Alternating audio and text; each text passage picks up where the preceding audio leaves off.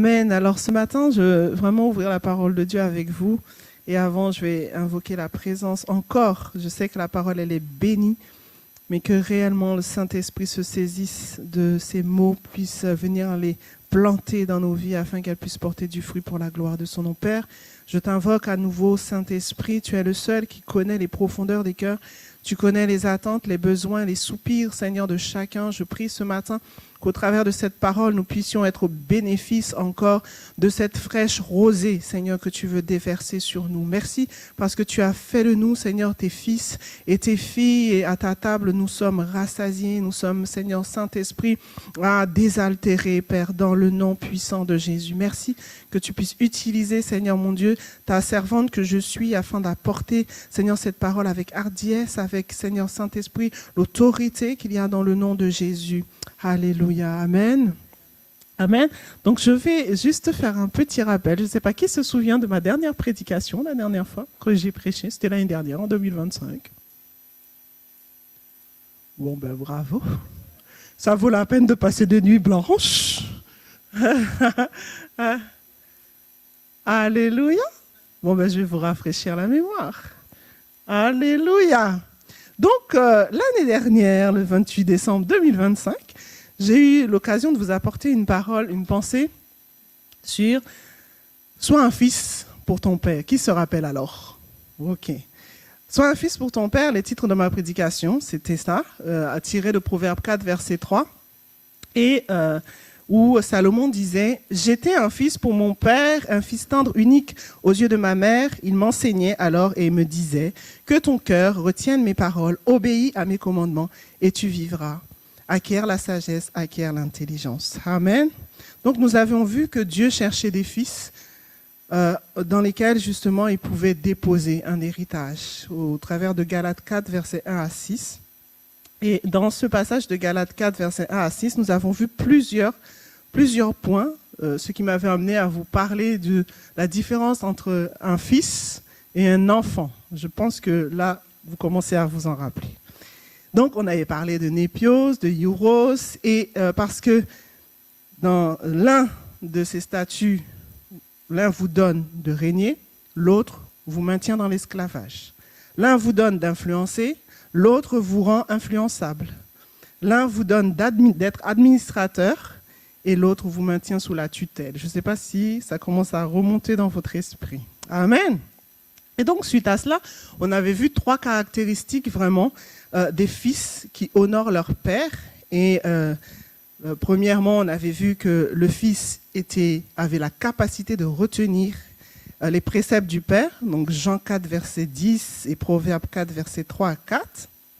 On avait aussi vu que deuxième caractéristique du fils, c'était sa capacité à supporter la souffrance et le rejet.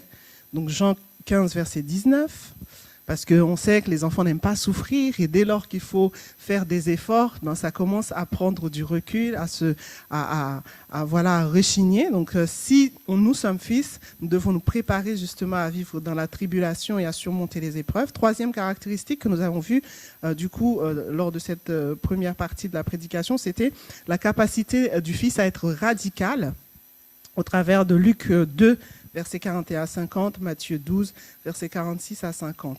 Amen. Et enfin, j'avais fini avec vous par vous dire, dans Galates 6, 7, ce passage que le Seigneur cherchait des fils. Amen. Et parce qu'il avait un héritage à communiquer. Et nous connaissons ce passage de Romains 8, verset 19, qui nous dit aussi, la création attend-elle à un ardent désir, la révélation des fils de Dieu. Amen. Donc Dieu cherche des fils responsables, obéissants et courageux. Alléluia. Et ce matin, je voudrais revenir avec vous sur ce thème de « Sois un fils pour ton père ».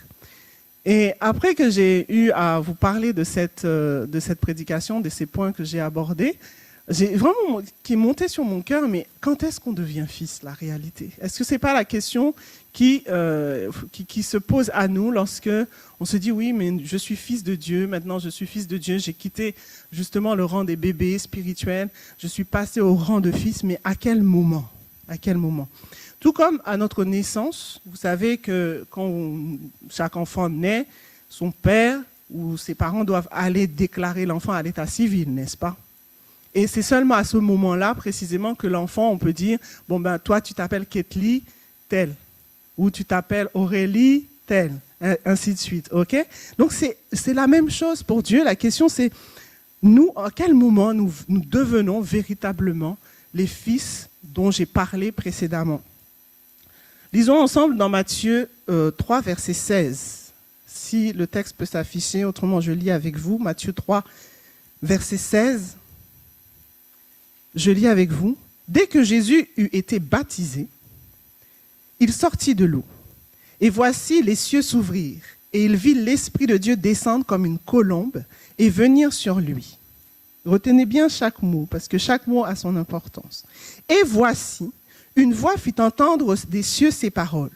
Celui-ci est mon fils bien-aimé, en qui j'ai mis toute mon affection. Je vais relire ce texte avec vous. Matthieu 3, 16. Dès que Jésus eut été baptisé, il sortit de l'eau. Et voici, les cieux s'ouvrirent, et il vit l'Esprit de Dieu descendre comme une colombe et venir sur lui, je fais exprès d'insister, et voici, une voix fit entendre des cieux ces paroles. Celui-ci est mon fils bien-aimé, en qui j'ai mis mon affection. Amen.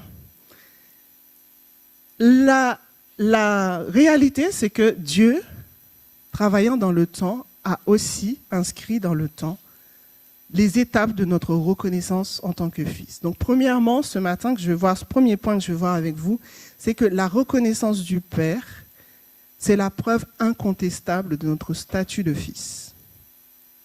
Si vous vous appelez, aujourd'hui, moi, quand je me regarde, personne ne peut venir contester que je suis Ketli François, épouse Likibi. Est-ce que vous comprenez ce que je suis en train de dire? Donc, mon nom, le fait que mon père m'ait reconnu comme son enfant, fait en sorte que personne ici, de vous ou à l'extérieur, ne pourra venir me dire « Mais non, tu n'es pas Ketli, François. » D'accord? Donc, c'est la même chose. La reconnaissance du père, c'est la preuve incontestable du statut de fils. Et donc, à la lumière de Matthieu 3, verset 16, nous voyons clairement qu'il y a un temps marqué où la reconnaissance doit intervenir. Et ce temps-là, marqué pour que la reconnaissance intervienne, est subordonné à un acte d'obéissance du Fils. Nous l'avons lu. Précédemment, je vous avais dit que Jésus disait « Je suis venu faire la volonté de mon Père ». Mais ce n'est pas à ce moment précis que Dieu déclare qu'il est Fils et qu'il le déclare aux yeux de tous que Jésus est Fils. Non, c'est après que Jésus ait posé un acte clair d'obéissance à la voix du Père que la voix de Dieu se fait entendre pour le reconnaître et le propulser dans sa destinée de fils. Alors, quel est ce temps marqué pour nous ce matin, en tant qu'enfants de Dieu, nous qui marchons et qui nous disons être fils et filles de Dieu, quel est ce temps marqué où la reconnaissance intervient pour nous? Régulièrement, le pasteur Andoche ou moi-même, nous vous exhortons et nous vous parlons du temps. Qu'il y a toujours un temps, il y a toujours un moment où il y a quelque chose que Dieu va déclencher dans notre vie. Amen. Et dans le temps, nous avons parlé du temps chronos, le temps voilà, dans lequel nous sommes aujourd'hui, où on peut parler du présent, passé, futur. On vous a aussi parlé du temps kairos, le temps qui intervient, où il y a un avant et un après, où le surnaturel de Dieu intervient pour produire un miracle dans nos vies. Ça, c'est le temps qui est dans la souveraineté de Dieu pour poser un acte clair dans notre vie. Vous avez autant le temps Aïwan, qui est le temps des cycles, les saisons que nous connaissons, printemps, été, automne, hiver, voilà cela. Ça fait partie aussi des temps où de génération, on dit de génération en génération, d'éternité en éternité. Mais vous avez aussi le temps pléro. Le temps pléro, ça signifie exactement amener à l'accomplissement. Remplir un acte, achever quelque chose, rendre parfait quelque chose. Et c'est ce même temps-là que nous trouvons concernant Jésus dans Galates 4.4. Il est dit, lorsque les temps ont été accomplis, Dieu envoya qui? Son Fils. Est-ce que vous êtes là? Dieu envoya son Fils. De la même manière, Ecclésiaste 3.1 nous dit qu'il y a un temps pour tout sous les cieux. Amen. Donc, il nous faut comprendre que Dieu lui-même respecte le principe du temps, respect du temps, lorsqu'il doit agir et intervenir dans nos vies. Ce qui m'amène à vous dire qu'il y a des étapes dans nos vies que Dieu ne va pas précipiter. Il y a des choses que Dieu veut nous faire vivre qu'il ne va pas anticiper. C'est-à-dire que c'est à nous qu'il dépend d'attendre que le Père parle sur nous pour nous propulser. Alléluia. Donc la difficulté, bien aimé, c'est que en tant que inscrits dans le chronos, nous avons du mal avec ça. Nous avons tendance à vouloir que Dieu nous déploie vite et maintenant parce que le temps presse, vous comprenez? Est-ce que c'est faux? N'est-ce pas que souvent, on veut vraiment aller vite, comme les enfants. Je sais que si elle veut tout de suite à être grande, elle veut porter les bijoux, mettre les trucs, mettre du maquillage. Je dis, mais t'es un bébé? Mais elle est pressée. Et des fois, c'est la même chose pour nous. Nous sommes pressés. Je me souviens, quand nous étions dans notre petit séjour de 2 ans à l'hôpital avec notre fille, j'avais sympathisé avec un gardien. Et puis, à chaque fois que l'occasion se présentait, je discutais avec lui du Seigneur. Et je lui parlais de Dieu, etc. Et puis, un jour, je m'arrête devant l'hôpital, pour ne pas le citer, Trousseau. Et puis, je discute avec lui et je lui dis, il m'interpelle cette fois, il me dit, franchement, regarde, si Dieu existait, tu ne crois pas qu'il aurait permis que ce pauvre malheureux, une personne qui était à la rue, un sans-abri, que cette personne ne lui vole pas sa bouteille de coca? Alors je regarde, je dis, mais quel est le lien, quoi? Tout ça pour me dire que, franchement, Dieu, je comprends, mais Dieu, il est trop lent. Dieu, il est trop lent. Ça nous fait sourire, mais la réalité, c'est que parfois dans l'église, on se rend compte, et il y a des enfants de Dieu, des chrétiens qui disent aussi que mais Dieu, il est trop lent. Alors moi, pour le confondre, je suis rentré dans la supérette d'en face, j'ai pris la plus grosse bouteille de coca qui existait, et je lui dis, tu vois, Dieu, il peut agir vite. D'accord? Et donc, des fois, nous aussi, il nous arrive de croire que Dieu, il est trop lent. Et que cette soi-disant lenteur de Dieu nous pousse parfois à aller, pour certains, pour ceux qui n'ont pas encore cet affermissement, cette foi dans le Seigneur, à aller soit chercher des solutions chez des prophètes pour que les prophètes parlent sur leur vie, pour leur dire que leur destinée est ici, ou pour ceux qui sont encore un peu un pied dedans, un pied dehors, à aller voir les marabouts, à aller voir, parce que c'est la même chose qu'il me disait, il me dit les marabouts sont plus rapides que Dieu. Vous voyez? Et donc, si nous ne comprenons pas que le Seigneur travaille dans le temps et qu'il travaille avec nous, nous aurons du mal à comprendre qu'au moment de cette reconnaissance du statut de fils, nous devons être prêts. Alléluia. Donc, je vais juste nous dire que quoi ce matin? Si, frères et sœurs, nous allons chercher des personnes pour parler sur nous en dehors du temps de Dieu, nous risquons de dévier, de nous éloigner de notre trajectoire. Alléluia. Donc, faisons attention à ne pas trop dire que Dieu est trop lent, parce que Dieu est lent, mais il est lent à la colère. Il est riche en bonté. S'il fait preuve de lenteur, c'est parce qu'il veut nous travailler. Alléluia. Et Jésus lui-même a dû attendre avant que la voix du Père se fasse entendre. Alléluia. Entre le temps où Jésus lui-même déclare à l'âge de 12 ans dans le temple qu'il est le Fils de Dieu, il s'écoule 18 années. Cela ne veut pas forcément dire que pour nous, il va s'écouler autant de temps. Mais une chose est sûre, c'est que plus notre mission, plus notre appel, plus notre destinée est grande, plus Dieu prendra le temps de nous travailler pour nous faire rentrer dedans. Alléluia. Donc, parce que chacun de nous ici, disposons avant une grande destinée, nous devons attendre que la reconnaissance du Père puisse produire ses effets dans nos vies. Alléluia. Parce que la réalité, c'est que ce n'est pas le jour où un père richissime ferme les yeux sur la terre que ses enfants héritent. Il faut d'abord passer chez le notaire pour que justement l'héritage soit distribué aux enfants. Pour que les enfants, alors qu'ils sont héritiers, ils savent qu'ils sont héritiers, doivent attendre que justement cet héritage arrive sur leur compte bancaire, par exemple, qu'ils jouissent d'une maison ou autre. Amen. Donc de même pour nous dans notre vie, il y a des promesses, il y a des choses que Dieu nous donne, il y a des projets qui nous inspirent, mais il nous faut éviter de sortir, de courir avant le temps, parce que nous risquons de nous perdre. Nous risquons de nous mettre justement en difficulté spirituellement et physiquement.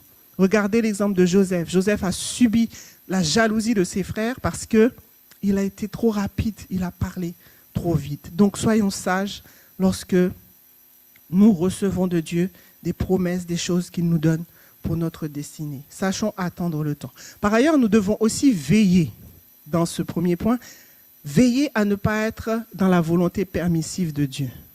Dieu a un temps où il nous donne le go. Amen. Et si nous n'attendons pas ce temps marqué de Dieu pour prendre certaines décisions importantes dans notre vie, nous risquons, bien aimés, de perdre du temps. Cet exemple d'une sœur qui était avec nous dans une précédente église, on l'appellera Patience, pour ne pas la citer. Patience était impatiente. Et elle avait beaucoup fait preuve d'impatience parce qu'elle voyait même les jeunes filles plus jeunes qu'elle se marier. Et donc, pour justement ne pas rester sur les bancs des célibataires endurcis, Patience a décidé d'aller devenir la Dru du voisin. Vous voyez ce que je veux dire? C'est-à-dire qu'elle va aller épouser un fils de l'autre. Parce que s'il n'est pas fils de Dieu, il est fils de qui? Il est fils de l'autre. Non, on n'a qu'à se dire la vérité. S'il n'est pas fils de Dieu, il est fils de qui? De l'autre. Donc, elle est devenue la Dru de l'autre. Donc, Dru, ça veut dire belle-fille. Hein?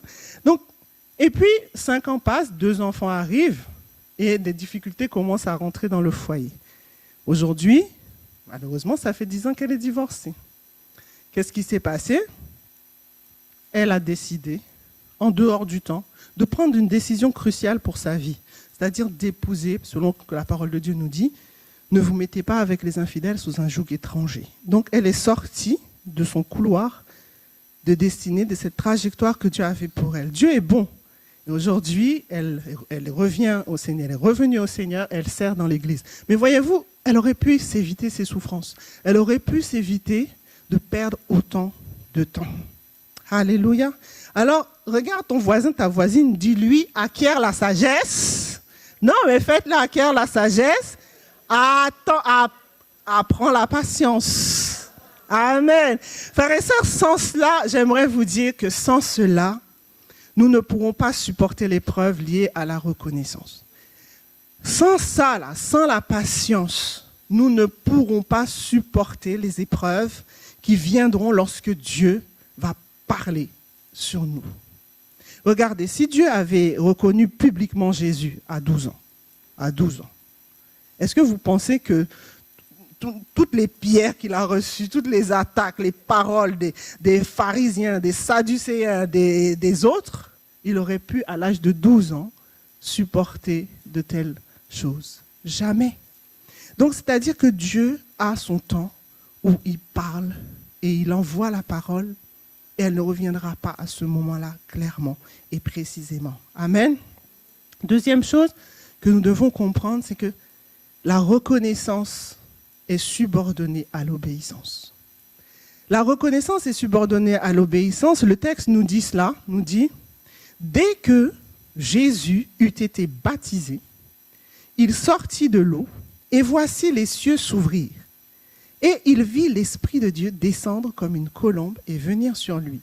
Et voici, une voix fit entendre des cieux ces paroles, celui-ci est mon fils bien-aimé en qui j'ai mis toute mon affection. Alors, ce matin, petite leçon de grammaire. Qui était bon ou bonne en grammaire à l'école? Amen, bravo. Alors, que signifie et quelle est la nature, qui peut me dire quelle est la nature de aussitôt? Dès que. Qui peut me dire la nature de dès que en grammaire? Et adverbe de temps, mais aussi Oh, Eric, il n'est pas là. Et dès que c'est aussi la conjonction de coordination. Amen. C'est une conjonction qui exprime justement l'action immédiatée. C'est-à-dire que immédiatement après que.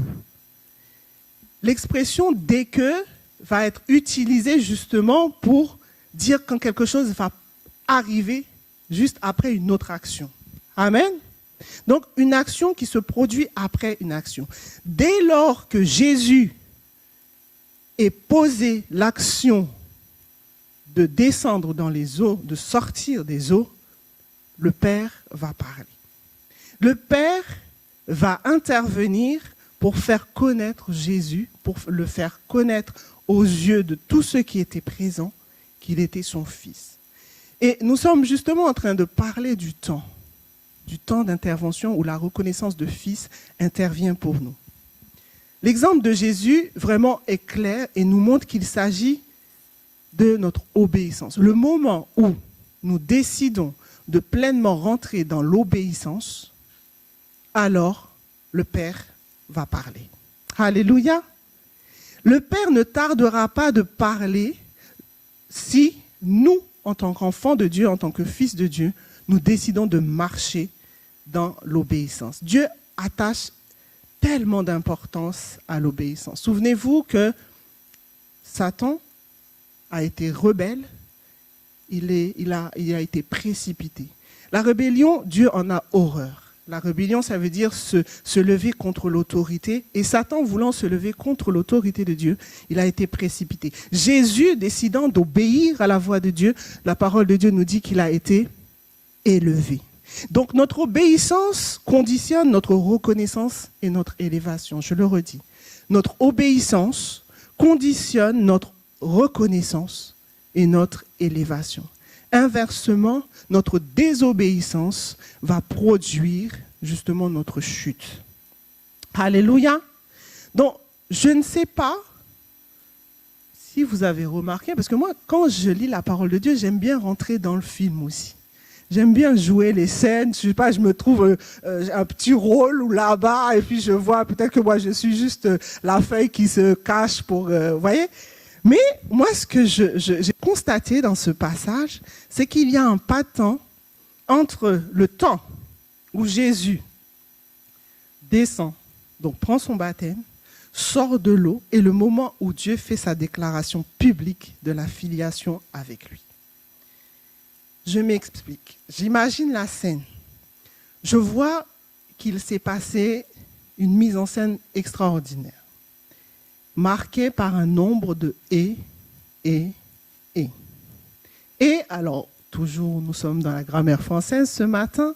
« Et », ça veut dire quoi en français? « Et ». Bon, je vais venir vous sauver. Je crois qu'il y a vraiment des révisions à faire. Hein? Et, c'est autre conjonction de coordination qui va regrouper un nombre de mots et des propositions qui ont les mêmes importances.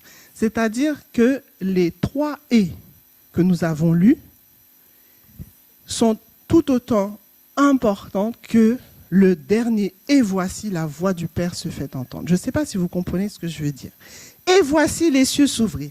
Et il vit l'Esprit de Dieu descendre comme une colombe et venir sur lui.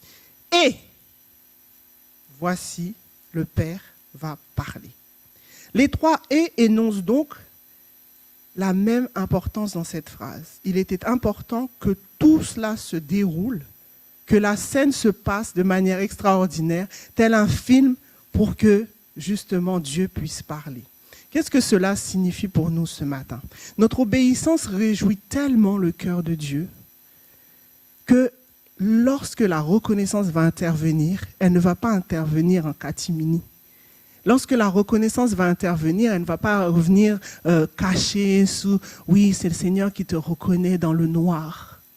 Non, parce que notre obéissance plaît tellement à Dieu. Dieu attendait tellement depuis le Jardin d'Éden que quelqu'un obéisse à sa voix pour aller sauver l'humanité et nous réconcilier avec lui, que ce jour-là où il a trouvé son fils Jésus, son unique, qui s'expose, eh bien, le ciel se réjouit.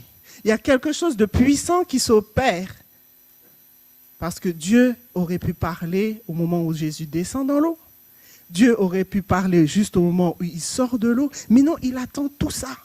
Toute cette mise en scène pour que ensuite sa voix vienne couronner la reconnaissance et imposer la reconnaissance. La parole de Dieu nous dit que les cieux s'ouvrent, la colombe descend et se pose, regardez, se pose sur Jésus. La colombe aurait pu se poser au moment où? Non, la colombe ensuite se pose sur Jésus. Et puis là, le papa parle. Celui-ci est mon fils bien-aimé. Alléluia, c'est extraordinaire. Bien-aimé, quand nous sommes dans la note de Dieu, il fait en sorte de nous valider et ne nous valide pas petitement. Il fait en sorte que le monde sache qui nous sommes. Alléluia. Mais si on se précipite à vouloir un nom, à vouloir un titre avant le temps, nous sommes sûrs de sortir de notre trajectoire et de perdre les privilèges qui sont rattachés au titre de fils. Amen. La Bible déclare qu'il y a de la joie dans le ciel pour un pécheur qui se repent. Luc 15, verset 7. Il y a donc une fête lorsque les personnes descendent dans les eaux du baptême, lorsque nous obéissons aux injonctions du Père. Les anges, le monde spirituel le savent et cette manifestation s'opère aussi dans le naturel et le monde le voit. Amen. Donc frères et sœurs, avant que Dieu ne nous autorise à porter son nom, à jouir de la filiation, nous avons à faire notre part qui est de lui obéir. Amen. Je vois qu'il n'y en a que 2 qui suivent ce matin. Alléluia. Le problème, c'est que l'obéissance a un prix. Et l'obéissance, parfois, coûte. Et nous ne voulons pas trop payer ce prix-là. Vous voyez? Ce n'est pas évident d'obéir à l'autorité établie, à l'autorité du Père et justement de décider de rentrer dans l'appel de Dieu. Ce qui est valable dans le naturel, comme je le disais tout à l'heure, personne ne viendra contester ton identité de fils si le Père te reconnaît. Amen. Et bien, là aussi dans le spirituel. Notre obéissance va conditionner cette reconnaissance puissante de papa. L'autre réalité dont nous devons être conscients, c'est que même si ce statut de fils ne peut pas être contesté, il faut pour autant que ce statut de fils soit testé. Alléluia. Il faut que ce statut de fils soit testé. Alléluia. Et pour que cela puisse s'opérer, nous le voyons dans le texte suivant, c'est que Dieu peut nous déclarer comme des fils et des filles. Mais c'est l'épreuve du désert qui va le confirmer. Ah, ça, cette partie, je sais que les chrétiens d'aujourd'hui n'aiment pas ça. Ils n'aiment pas l'étape où tu dois passer l'épreuve. Ils n'aiment pas l'étape. Il faut que le nom, ça soit cadeau gratuit. Mais bien aimé, il y a un prix. Et ton identité de fils sera scellée quand tu vas passer l'épreuve du désert. Deuxième grand point que je vois avec vous, être fils, un statut qui est testé. Un statut qui est testé. Dans les rites de passage à l'âge adulte, vous connaissez, chez les Juifs, ça s'appelle comment? On parle de bar mitzvah. Amen. Merci pour ceux qui suivent. Partout dans le monde, les jeunes filles et les garçons juifs fêtent à l'âge entre 12 et 13 ans ce qu'on appelle leur bar mitzvah parce que ça leur permet justement de démontrer leur responsabilité et leur respect de la loi juive. Et après quoi, il y a une cérémonie extraordinaire qui se fait. Et donc, c'est cette cérémonie dont je viens de vous parler concernant Jésus. Jésus a passé aussi ce rite de passage, de statut de fils. À la seule différence, c'est que lui, le test est venu après. Après qu'il ait obéi à la voix du Père. Jésus a été reconnu comme fils. Ensuite, vous allez voir avec moi, dans un grand A, la confrontation du désert, le rite de passage obligatoire pour valider ce statut de fils. On va lire ensemble pour ce faire dans Matthieu 4, verset 1. Je lis avec vous Matthieu 4, versets 1 à 6. Alors, Jésus fut emmené par l'Esprit dans le désert, et pour être tenté par le diable. Verset 2, après avoir jeûné 40 jours et 40 nuits, il eut faim. Le tentateur, s'étant approché, lui dit, « Si tu es fils de Dieu, ordonne que ces pierres deviennent du pain. » Jésus répondit, « Il est écrit, l'homme ne vivra pas de pain seulement, mais de toute parole qui sort de la bouche de Dieu. » Le diable le transporta dans la ville sainte, il le plaça sur le haut du temple et lui dit, « Si tu es fils de Dieu, jette-toi en bas, car il est écrit, il donnera des ordres à ses anges à ton sujet, ils te porteront sur les mains de peur que ton pied ne heurte contre une pierre. » Vous voyez dans ce texte-là, et vous avez entendu comme moi ce que je viens de lire, que ce n'est pas Satan qui a emmené Jésus dans le désert. C'est qui? C'est l'Esprit de Dieu qui emmène Jésus dans le désert. Il dit que c'est l'Esprit qui va le conduire pour qu'il puisse être testé. Alléluia. Ah oui, pourquoi depuis que je me suis fait baptiser, j'ai que des épreuves, j'ai que des difficultés? Pourquoi avant mon baptême, mes amis ne me critiquaient pas? Avant mon baptême, mes parents ne me faisaient pas la guerre? C'est pas vrai? C'est pas la question que ceux qui viennent juste de prendre leur baptême nous posent parfois?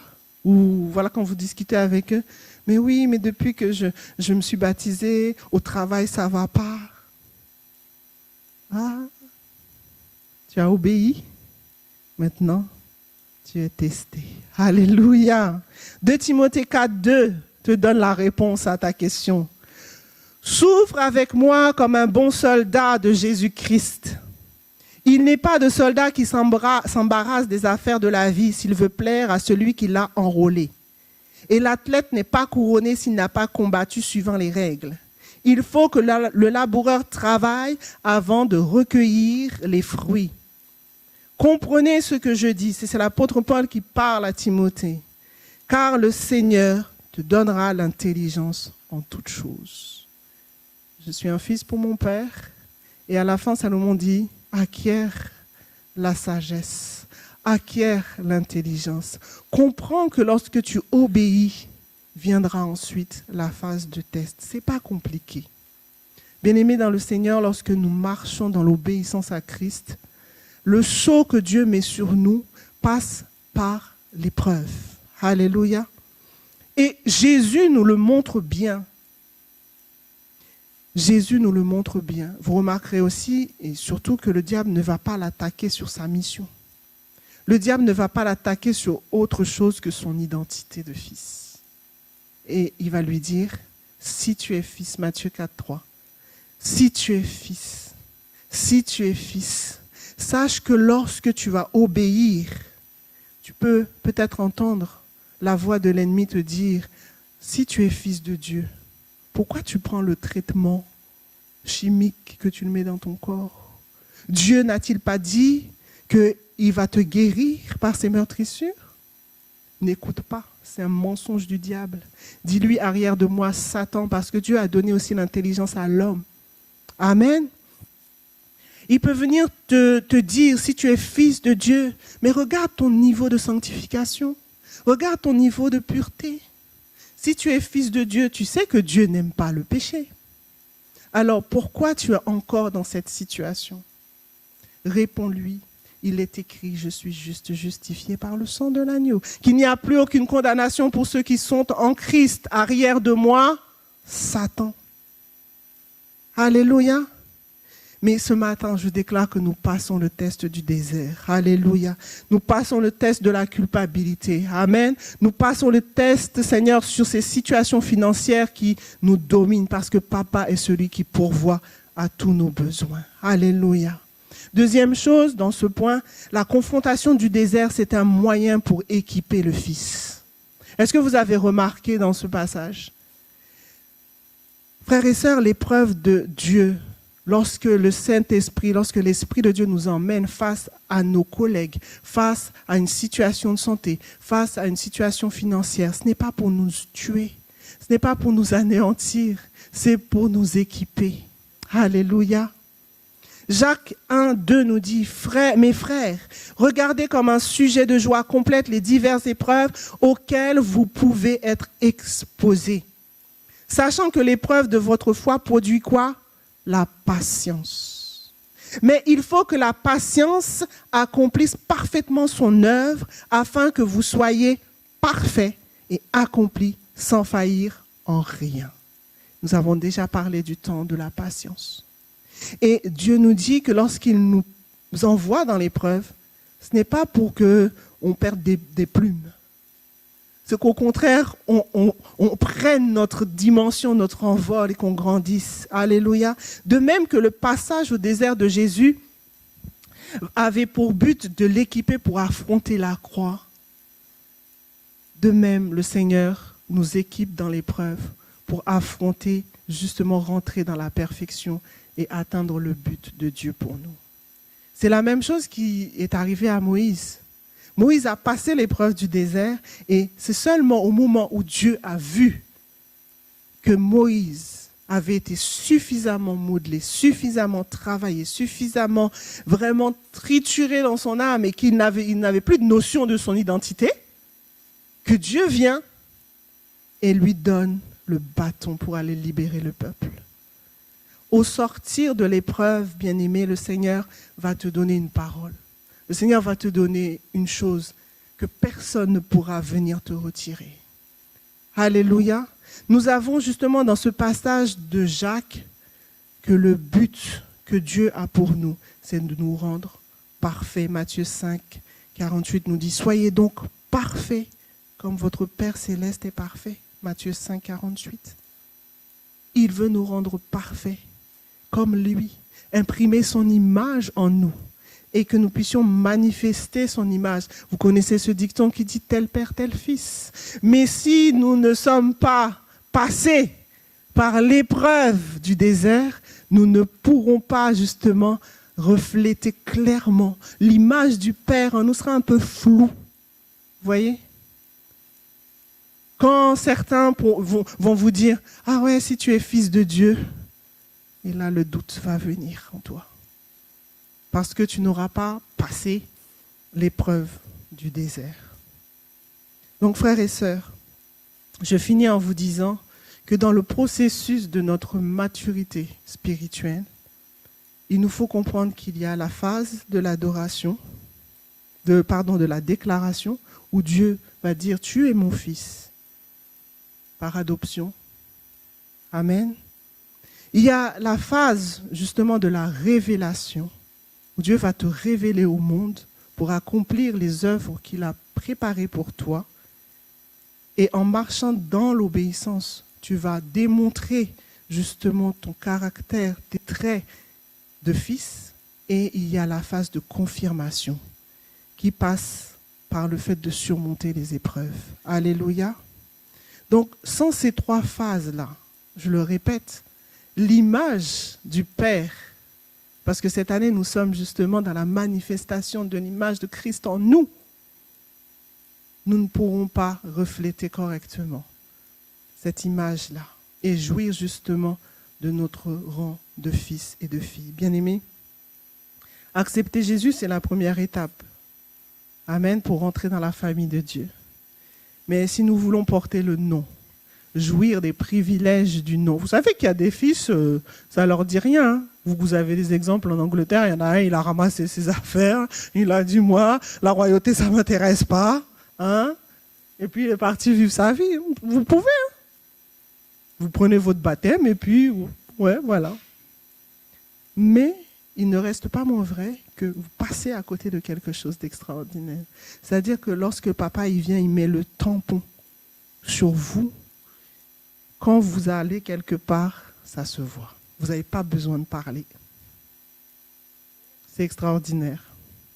Vous n'avez rien besoin de dire. Acceptez que ton nom soit sali. Ah, toi, tu es chrétienne. Acceptez qu'on dise du mal de Jésus. tu passes l'épreuve. Alléluia. Parce que c'est la jalousie. Il faut reconnaître quand tu possèdes la chose la plus précieuse, la plus extraordinaire, tu ne peux pas laisser les gens indifférents. Est-ce que vous comprenez? Vous ne pouvez pas laisser le monde indifférent. Partout où vous passez. Je ne sais pas si ça vous est déjà arrivé, mais des fois dans les transports en commun, on vous regarde, on vous regarde, on vous regarde, on vous regarde, on dit « Vous êtes particulière. » Et pourtant, vous n'avez pas parlé. Mais c'est parce qu'il y a la marque. Il y a le nom qui est sur vous. Alléluia. Hébreux 4, 14 nous dit ainsi, puisque nous avons un grand souverain sacrificateur qui a traversé les cieux, Jésus, le Fils de Dieu, demeurons fermes dans la foi que nous professons. Amen. Car nous n'avons pas un souverain sacrificateur qui ne puisse compatir à nos faiblesses. Au contraire, il a été tenté comme nous en toutes choses, sans commettre de péché. Alors, frères et sœurs, ce matin, je veux redire ce passage de Proverbe 4, 4. Sois un fils pour ton Père. Que ton cœur retienne ses paroles. Obéis à ses commandements et tu vivras. Acquiert la sagesse, acquiert l'intelligence. Alléluia. Je veux vraiment qu'on puisse se lever ce matin. On va prier sur la base de cette parole. Et si une personne a encore des doutes sur son identité de fils, si une personne n'a pas encore accepté d'entrer dans la famille de Dieu, je veux vraiment t'inviter ce matin à rentrer dans cette famille. Une chose est d'adhérer, une chose est de partager les valeurs d'une famille, mais autre chose, c'est de bénéficier des privilèges qui sont rattachés à cette famille. Alors si quelqu'un parmi nous n'a pas encore accepté Jésus ce matin, je veux t'inviter à lever ta main, on va t'accueillir dans la famille. Est-ce qu'il y a une personne qui veut rentrer dans cette famille extraordinaire, cette famille de Dieu? Alléluia. Amen. Est-ce qu'il y a une personne qui veut donner son cœur au Seigneur ce matin, afin que justement le nom, la marque, le sceau du Père soit sur sa vie et qu'il puisse marquer sa génération? Alléluia. Deuxième chose que je veux voir ce matin, prière avec vous, c'est que pour nous qui marchons déjà en tant que fils, que nous puissions être sensibles à la voix du Père pour agir au temps opportun. Savoir être sensible à la voix de papa quand il nous dit va à droite, va à gauche, arrête, obéis. Parce que la voix du Père nous sécurise. La voix du Père vient sécuriser nos vies dans l'épreuve. Alléluia. Alors on va prier ensemble que dans l'épreuve, nous ne soyons pas tentés de renier notre filiation. Que nous ne soyons pas tentés de dire « Ah, assez, c'est assez. Pourquoi ça dure tant ?» J'aimerais te dire ce matin, et cette parole est pour quelqu'un. Le Seigneur te demande d'obéir. En fait, c'est peu de choses, mais pour toi, c'est une montagne. Le Seigneur t'a demandé d'obéir à quelque chose et tu t'entêtes. Et ensuite, tu te plains. Le Seigneur te dit juste l'acte d'obéissance que tu vas poser va ouvrir la porte pour toi. Alors entends et obéis. Sois un fils, sois une fille pour ton Père ce matin. Alléluia. Est-ce qu'on peut élever la voix ensemble? Est-ce que parmi nous, il y a des personnes qui ont des doutes encore sur leur qualité, leur statut de fils? On va lever la main devant le Seigneur. On va lever la main devant papa, lui dire, Seigneur, si cette semaine j'ai douté de mon statut de fils, viens au secours de mon incrédulité. Si je me suis laissé dépasser dans l'épreuve, viens, Seigneur, marquer à nouveau le sceau. Viens me reconnaître à nouveau. Toi, tu as des projets pour moi, projets de paix et non de malheur, afin de me donner un avenir et de l'espérance. Je sais que l'épreuve est difficile. Je sais que c'est vraiment, ça chauffe pour moi. Parce que de plus en plus, j'ai l'impression que l'ennemi, comme il l'a fait avec Jésus, m'élève maintenant à un niveau plus élevé encore. Alors que oui, Seigneur, je dois passer l'épreuve. Donne-moi de ne pas renier ma filiation. Donne-moi de ne pas plier les genoux devant Baal. Donne-moi, Seigneur, de ne pas accepter la compromission. Donne-moi, Seigneur Saint-Esprit, de rester attaché à toi et à toi seul. Je sais, Seigneur, que tu veux reconnaître, tu veux sceller, Seigneur, les projets que tu as pour moi. Tu veux, Seigneur Saint-Esprit, m'emmener au piège de l'ennemi ce matin. Ne me laisse pas, Seigneur Saint-Esprit. Ne me laisse pas, Seigneur Saint-Esprit. Ne me laisse pas, Saint-Esprit, sortir, Seigneur mon Dieu, de cette trajectoire que tu as tracée pour moi. Ne me laisse pas écouter la voix, Seigneur mon Dieu, qui m'emmène loin de l'obéissance. Ne me laisse pas, Seigneur Saint-Esprit, être sensible à la voix, Seigneur mon Dieu, de mon ennemi qui veut ma perte ce matin. Seigneur, garde-moi, s'il te plaît, patiemment, afin que je sache attendre en silence le secours de l'Éternel. Afin que je sache, Seigneur, plier les genoux et m'abandonner à toi. Oui, crier à toi, Seigneur, lorsque ça ne va pas. Mais que mes yeux, Seigneur, après avoir mis la main à la charrue, ne regardent pas en arrière. Aide-nous, Seigneur, ce matin.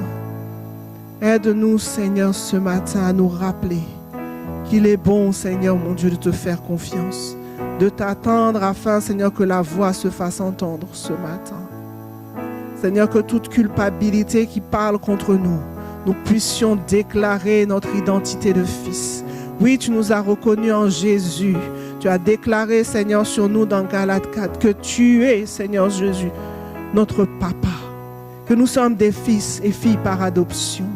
Jésus a déjà payé. Jésus a signé de son sang, Seigneur. La reconnaissance est scellée. Nous sommes en toi. Ce matin, souviens-toi de chacun, Seigneur, ici. Quelle que soit l'épreuve, ô Dieu, que personne ne regarde en arrière. Que chacun se souvienne, Seigneur, que tu as payé le prix. Que Jésus a réjoui ton cœur. Et de la même manière, nous voulons réjouir ton cœur en passant l'épreuve, Seigneur mon Dieu. Viens sceller, viens mettre le sceau, Seigneur, sur nous ce matin. Pour ceux qui ont encore des doutes, ceux, Seigneur mon Dieu, qui sont fragiles dans la foi, affermis l'ouvrage de tes mains ce matin. Affermis l'ouvrage de tes mains ce matin. Père, dans le nom de Jésus. Dans le nom de Jésus. Seigneur, fais, Seigneur mon Dieu, disparaître tout ce qui n'est pas du Fils. Dans le nom de Jésus. Dans une autre dimension avec toi. Tu veux me confier l'héritage. Mais Père, ne me laisse pas tomber dans le piège de l'ennemi ce matin. Ne me laisse pas, Seigneur Saint-Esprit. Ne me laisse pas, Seigneur Saint-Esprit. Ne me laisse pas, Saint-Esprit, sortir, Seigneur mon Dieu, de cette trajectoire que tu as tracée pour moi. Ne me laisse pas écouter la voix, Seigneur mon Dieu, qui m'emmène loin de l'obéissance. Ne me laisse pas, Seigneur Saint-Esprit, être sensible à la voix, Seigneur mon Dieu, de mon ennemi qui veut ma perte ce matin. Seigneur, garde-moi, s'il te plaît, patiemment, afin que je sache attendre en silence le secours de l'Éternel. Afin que je sache, Seigneur, plier les genoux et m'abandonner à toi. Oui, crier à toi, Seigneur, lorsque ça ne va pas. Mais que mes yeux, Seigneur, après avoir mis la main à la charrue, ne regardent pas en arrière. Aide-nous, Seigneur, ce matin. Aide-nous, Seigneur, ce matin à nous rappeler qu'il est bon, Seigneur, mon Dieu, de te faire confiance, de t'attendre afin, Seigneur, que la voix se fasse entendre ce matin. Seigneur, que toute culpabilité qui parle contre nous, nous puissions déclarer notre identité de fils. Oui, tu nous as reconnus en Jésus. Tu as déclaré, Seigneur, sur nous dans Galates 4, que tu es, Seigneur Jésus, notre papa, que nous sommes des fils et filles par adoption. Jésus a déjà payé. Jésus a signé de son sang, Seigneur. La reconnaissance est scellée. Nous sommes en toi. Ce matin, souviens-toi de chacun, Seigneur, ici.